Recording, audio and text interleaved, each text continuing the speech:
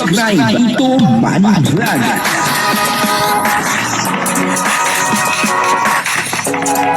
Payagan po siya, no? Tito Manny Vlog na mag-reactor para, pambiling gamot sa kanya pong karamdaman. Hindi nga Pedro, muling nagpahayag, ito po ba ay para doon sa dati niyang kalab team? At siguradong may tatamaan dito sa mga sinabi ni Kalinga Pedro. Yung mga nakapaligid doon sa dati niyang kalab team. Yung mga sulsol, siguradong tatamaan po dito sa sinabi ni Kalinga Pedro. At siyempre, nandun pa rin ang parang pag-aalala ni Kalinga Pedro doon sa dati niyang kalab team. Papanoorin po natin yung video at siyempre, bibigyan po natin ng kaunting reaction. Pero bago po yan, ako muna po bumabati sa inyong lahat na magandang umaga, magandang tanghali at magandang gabi sa inyong lahat mga kapatid. Kung saan man kayo ng panig ng mundo naroon ngayon, ay mag-iingat kayo palagi at napagpalain kayo ng ating Panginoon. Maraming salamat din po sa patuloy na tumatangkilik sa aking YouTube channel at nanonood sa aking video reaction. Patuloy lang po natin suportahan sila Kuya Bal Santos Matubang, Kalinga Prab at Ed the Vlog, Jack Tapia at yung mga kasamahan ko pong reactor sa Kalingap. Ganun din po yung mga charity vlogger na Kalinga partner. Ito po yung video na kung saan ay muling nagpahayag itong si Kalinga Pedro. At ito po ba ay para po doon sa dati niyang kalab team. Papanoorin po natin yung video at siguradong dito sa sinabi ni Kalinga Pedro ay may tatamaan yung mga sulsulero. At ang kabuuan po ng video ito ay mapapanood po natin sa YouTube channel ni Kalingap Edu. Patuloy lang po natin suportahan si Kalingap Edu. Bagamat sa ngayon ay wala po siyang kalab team, pero patuloy po siya sa kanyang mga magandang mga ginagawa. Katulad po ng kanyang pagcha-charity. Kaya suportahan po natin at kung maaari, huwag po natin yung skip yung ads kapag tayo po ay nanonood ng kanyang mga video. Ito po yung video, panoorin po natin. Composure mo.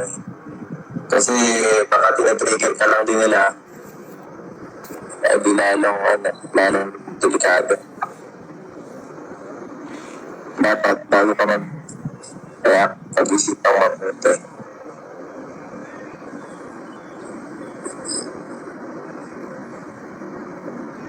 Kasi baka pinapain ka lang din nila Pinapain ka sa mga gusto mo ng plano. So, bawat maganda.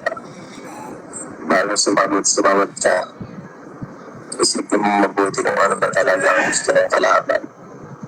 Para hindi ka ma-out of guard ng kalaban. Diba?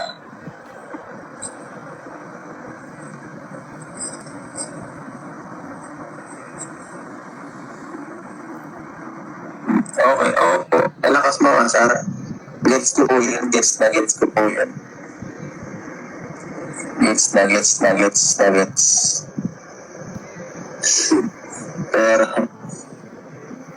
Pero ganang ginawa ko, sana ako kailangan umaksyon. Sana ako kailangan gawa ng action. Doon sa vlog, doon kami umaksyon ni Rab. Doon talaga na gumawa. Kasi doon yun ang paraan Doon lang talaga malilinis at makatapos yun Composure mo. Kasi baka tinatrigger ka lang din nila. Di lalong delikado. Dapat bago ka mag-react, pag-isip ang mabuti.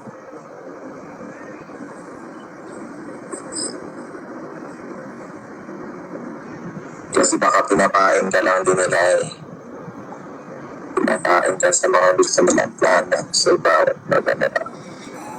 Bago sumagot ka, isipin mo mabuti kung ano ba talaga ang gusto ng kalaban.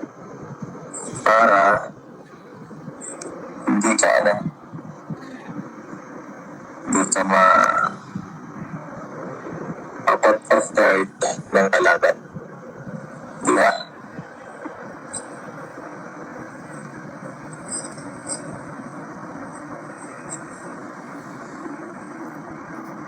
Okay, opo. Malakas mo nga, Sara.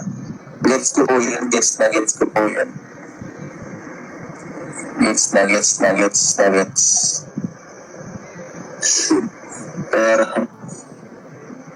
pero ganun ginawa ko. Sana ako kailangan, umaksyon. Sana ako kailangan, gawa ng action. Doon sa vlog, doon kami umaksyon ni Rab. Doon talaga na gumawa. Kasi doon lang, yun lang ang paraan eh. Doon lang talaga malilinis at makatapos yun eh. Po talagang sobrang init ngayon. Ano po? Tagaktak ang ating pawis. Talagang hindi po nababago ang panahon. Hanggang sa ngayon ay mainit pa rin. Ano? Dati pag kami wala nang init tag-ulan na. At pagka papasok na po ang June ay talagang matindi na ang ulan. Pero ngayon ay mag-June na talagang mainit pa rin. Ano po? Kasing init ng mga issue sa Kalingap. Pero ang nagpapainit lang naman po dyan, siyempre, yung mga tumitira sa Kalingap. Ano po, yung mga tumitira sa Kalingap ang nagpapainit. Kaya umiinit. At dito nga po sa ating napanood na video, ay may mga sinabi si Kalingap Edo, no? Wala naman po siyang binanggit na pangalan, pero sabi po ng iba, ang tinutukoy daw po dito, ay yung dati niyang kalab team. Ano po, parang binibigyan niya ng advice, ano po, at pinapaalalahanan niya na wag basta-basta gagawa ng anumang bagay na hindi niya po napag-isipan. Ano, kasi sa isang pagkakamali nga naman ay talagang gugulo po ang buhay. Ano po, katulad po nung nangyari, doon po sa dati niyang kalab team, bigla pong nagpunta doon sa tulpo. Ano po, akala niya ay magiging matahimik na siguro ang buhay niya kapag siya ay nagpatulpo. Pero nagkamali po siya ng akala. Ano po, mas lalong gumulo, mas lalong dumami yung baser. Ano po, ang tulpo po sa totoo lang, ang rapid tulpo in action, makakatulong po yan. Bakit hindi? Makakatulong po yan sa pagkuha ng abogado, paglakad dun sa mga ahensya na dapat puntahan, pero yung papatigilin nila yung mga baser, ay naku po, ay napaka-imposible po niyan.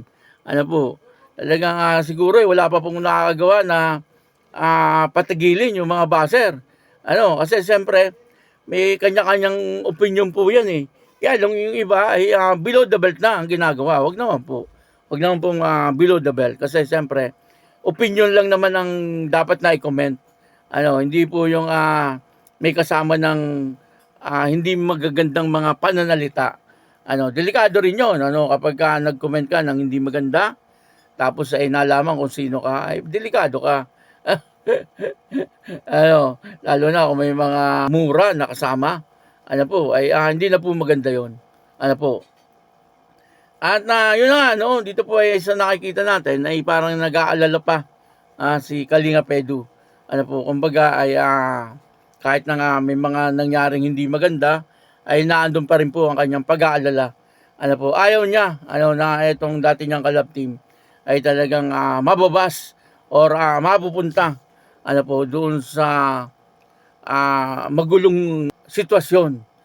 Kaya siguro nagbibigay po siya ng advice upang sa ganon ay mapag-isipan ding mabuti na wag basta-basta papasok sa mga anumang bagay na ikasisira niya. Wag basta-basta makikinig doon sa mga sul-sul. Tama po yung sabi ni Kalingap Edu na dapat po ay pag-isipan munang mabuti. Bago pumasok sa isang bagay na sa akala nila, ikabubuti nila, pero sa bandang huli ay ikasasama po pala. Mas lalong titindi ang problema. Parang ganon po ang nangyari. Pero gayon pa man, siyempre, sabi nga po ng iba, ay wag naman po nating ibas ng below the belt. Kumbaga, ay kung mag-opinion po tayo, ay yung tamang opinion lang. Wag naman po natin samahan nung nakaka-open na talaga. Doon lang po tayo sa issue. Wag po nating ilampas doon sa issue. O kaya ay panghimasukan ng masyado ang kanilang pamilya. Kasi hindi na po maganda yon. Yung mga comment, ni nanay doon po sa mga live, pwede. Ano po, pwedeng reaksyonan nyo kasi nag-comment po siya eh. Ano po, eh yung mga comment na yon, yung pa po ang isa, dapat ay hindi na po sila nagko-comment ng mga ganon.